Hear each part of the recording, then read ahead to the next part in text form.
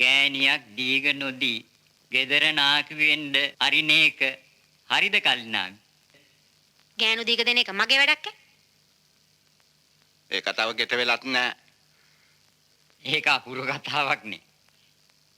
එතකොට පුංචි මේනක දීග දුන්නේ කොහමද? ඉන්නේ හැමෙඹට මනාප නෑ වෙදරාල.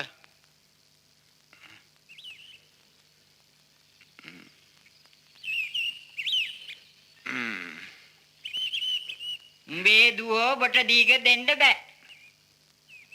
කෙල්ල මනාප නැහැ කියලා අප්පොච්චි යටත් වෙනවා. අපූර්ව සිරිට්නේ දැන් කාලේ බෝයිගේ නැන්නේ. ඒක මනාප නැත්නම් මම මොනව කරන්නද? ඒක ඔබට පෑහෙන්නේ නෑ. ඒ කියන්නේ උඹ මේකට කැමති නැහැ කියන එකනේ. මට බෑ දෙයියනේ මට බෑ.